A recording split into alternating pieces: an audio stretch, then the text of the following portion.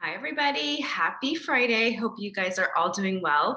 Couple things on our weekly market update, what's going on in the Austin area. This week, we had so much listing inventory hit the market. We had over 1,000 houses hit the market in the last 7 rolling days. Weeks prior, it's been last week, it was right in the high 800s. And then the week before, it was the low 800s. And then it's been like in the 600 and 700.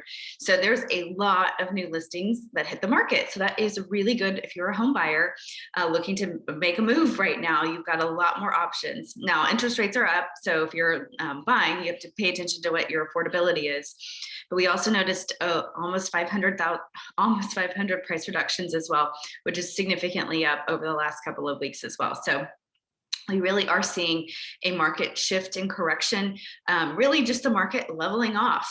We've gotten to a point where prices have risen so high that that's just not as sustainable to keep going that direction. So we're not really seeing a decline in the market necessarily, but we're just seeing a leveling off. So if your home is priced correctly and it's in really good condition, you're still going to sell, you're still going to get an offer, and you're probably still going to be competing if you're a buyer. But you just don't have as many homes. Probably don't have as many buyers to compete against because there's more homes to go around for everybody. So I think our market's still going to remain strong, but we are noticing a level off, which is a good thing. We need that.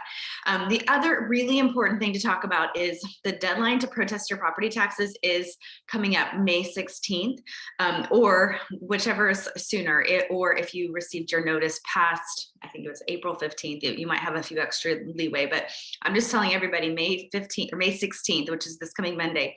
If you feel like your property tax value was overvalued, which in many instances it was, please protest.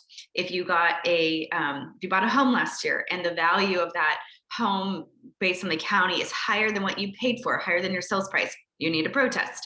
Definitely need to protest, and you'll protest based on your seller's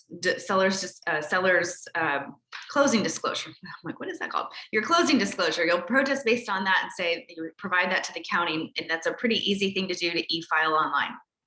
The other thing is, I had a few people reach out and just ask me to check in to determine should they protest or not. One gal has a rental property that was her first home that she moved out of, and when she got married, and then they bought a home, and now that home's been a rental.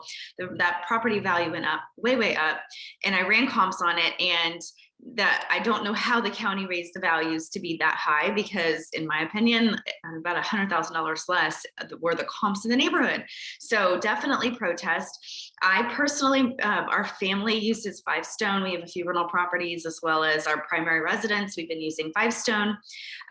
They do not take calls right now. They're overwhelmed and inundated, but they will catch your protest online if you do online e-filing. So go onto their website. It takes about 15 minutes if you want to do a protest.